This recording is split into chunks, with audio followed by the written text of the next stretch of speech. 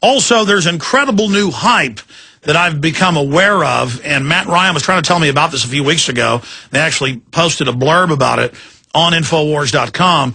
Then I happened to see a newscast covering it this morning, and they're like, your computer is delivering hardcore drugs. We need to have the police raid your home. If your children are listening to this type of music or flashing lights on your computer, and then it cuts to one of the old things I've seen for 15 years, where when you play audio on the web, it shows the swirling random patterns. And they said that's a hardcore drug, and they want to pass laws to ban it. And here's USA Today. Web delivers new worry for parents, digital drugs. And I did some research on it. It's total quackery. In fact, here's a big Australian newspaper. The eye drugs don't work. Internet drugs, inexpensive digital drugs may sound a new alarm. And technically, there's some truth to this. It says they listen to this music and it uplifts them. It excites them. Well, what does Beethoven's Ninth Symphony do? If that floats your boat, certainly does mine. Or what does some AC/DC do with its high energy? They're now saying it's a drug and the government's coming. So we'll cover that, a bunch of economic news. I'll break it all down on the other side. It's just the news is getting crazier and crazier.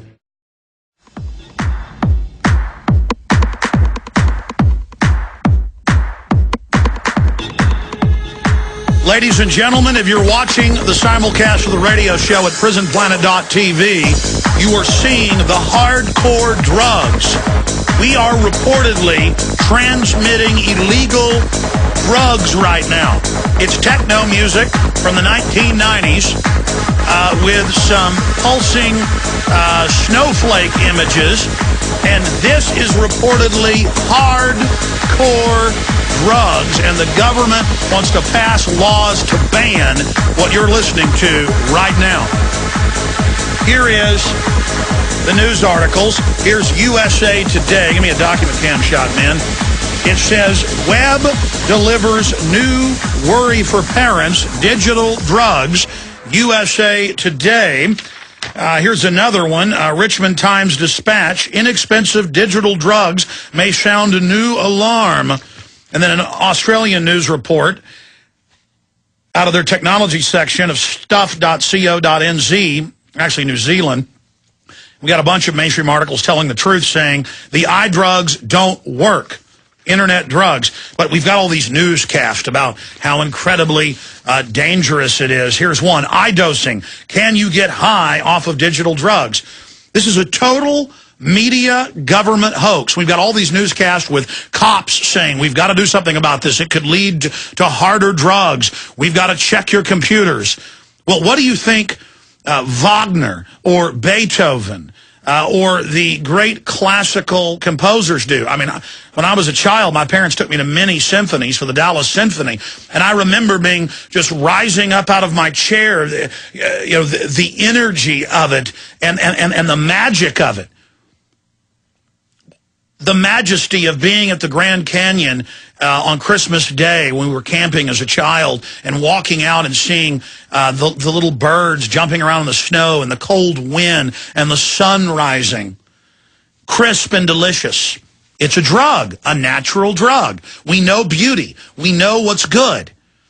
When you go watch your football team win or your soccer team, it stimulates natural endorphins because at a tribal level, you feel like your tribe has won. And what is the government saying? They want to give everyone forced vaccines. They have over 100 of these that are now being tested and approved to, quote, stop anxiety, stop emotion, stop stress. They want to put lithium in the water so you don't have anxiety. Anxiety is part of life. Are you eating a healthy diet? You drinking too much coffee? You know, they don't tell people don't give your kids soft drinks full of caffeine if they're hyper.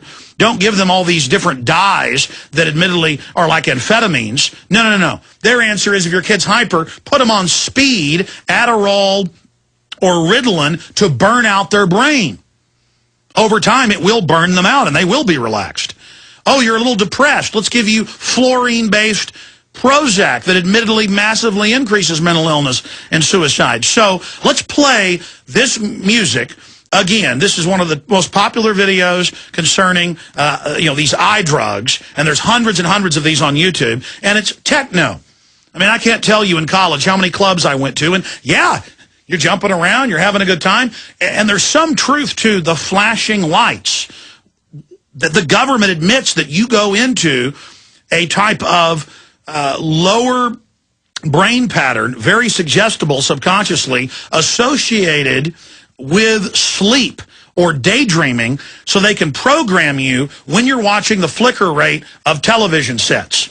So in a way, there's some truth to this. Music is highly suggestible. That's why the Pentagon promotes hardcore, heavy metal music and other things for the tank drivers and frontline combat troops. They've had PBS specials about that because it gets them fired up. That's why football teams in the locker room before the game and during halftime will play, high-energy music. It's why they play, exciting music during the breaks at sporting events to keep people all amped up. But the government is now saying this is a drug. Anything that can hype you up. And some people, it's George Strait. Some people, it's classical. Some people, it's rock and roll. People like myself, I mean, if it's good music, I like it all. But I particularly like classical. And so there's a small kernel of truth, but it's not a drug. It's inducing your body to produce endorphins because your soul, your intellect, the hardwiring of your electrochemical computer, the oil-based computer, that's what your brain is. It's over 70% water, but of the 25% or so that's solid, most of it is cholesterol. That's why they actually tell people that have seizures and epileptic problems to eat a high-fat diet, because it's been shown in many studies for over 50 years to stabilize the brain. But they won't tell people that now. They tell them, let's give you some hardcore drugs so you won't have these seizures, when a lot of times a high-fat diet of the proper types of fat will help you. I mean, now is eating fat a drug because it increases brain activity, it increases connectivity, it increases the overall power of your mind? Fat? Especially things like fish oil. Notice they're trying to make everything illegal that is empowering the people. And I think that, techno-type music is nothing but empowering. It's high energy, it's pulsating. A lot of times I'll be up here late at night and we're exhausted, and I'll say, hey, let's turn on some rock and roll, let's turn on some classical, let's turn on some techno, and, put on some headphones and go walk around in the parking lot, to get us jazzed back up so we can finish our work and keep our brains focused. Is that drugs? Am I on drugs? You better believe I'm on drugs. When I go in there and drink that coffee, that's a hardcore drug. But it's because it's a chemical going in, caffeine, and other things in the oils that are in coffee that also have an effect. It's not just the caffeine. But is listening to music a drug? Does the government need to get involved now? Cass Sunstein 2 years ago said that if you criticize and say man-made global warming isn't real, anthropogenic global warming, that you should be fined, feed, or maybe even arrested.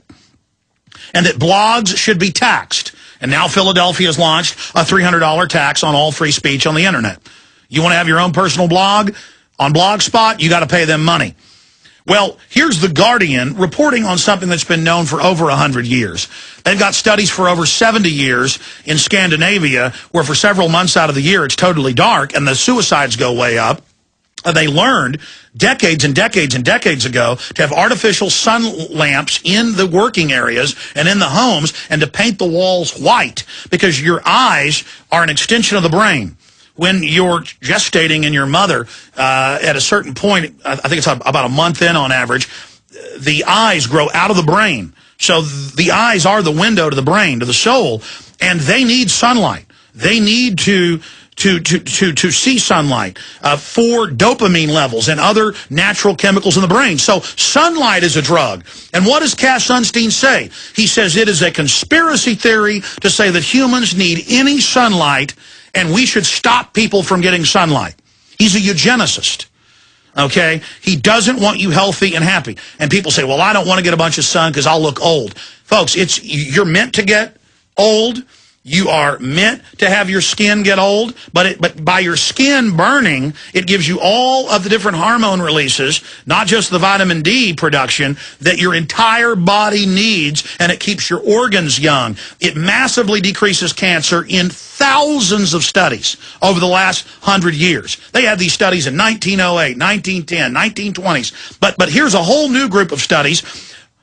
MS and arthritis, multiple sclerosis, and arthritis may be linked to lack of sun, scientists say. Vitamin D found to exert an influence over genes associated with certain diseases more common in northern hemisphere. Well, there's also the studies on cancer. You actually get higher rates of cancer when you get no sun, the studies show, than if you get a lot of sun. But it's a darned if you do, darned if you don't. The optimum, and they have different statistics depending on your skin type. But you can look at the different studies, they vary. But someone who's a Northern European needs off and on about an hour of direct sunlight a week. Someone who has darker skin, who's more equatorial, may need upwards of 10 hours a week. I mean, you're supposed to have black skin if you got black skin. You're designed for that. For your area of the world. If you've got brown skin, you're designed as you go higher up. If you've got white skin. Scientists have known for decades why people in northern hemisphere have blue eyes. It's because they allow more light in. People with blue eyes on average are more light sensitive. They have better night vision because your eyes are designed to suck in that light, to get that light. But if you have dark eyes, it's because you come from a more equatorial area, and it's designed to block it out. We're beautifully designed creatures. But here's Cass Sunstein saying, I don't care. There's 1,000 studies with top scientists saying this stops cancer, it stops depression, it stops everything. They've got all these double-blind studies where they find St. John's wort is many times better for you to stop depression than Prozac, and that Prozac actually makes you depressed. But sunlight and exercise is even better. If I'm bummed out and tired and feel like crud and have been sick or whatever, I just go out, even if it's the winter. And even if it's 40 degrees, and I'll just get my underwear in the backyard and just lay there for an hour shivering, and I just feel completely energized by the sun. Just like you're a plant, ladies and gentlemen, you need it. You need it. You need the sun. You don't need to be burned. If you get too much, you'll get skin cancer. But if you don't get any, your body shuts down.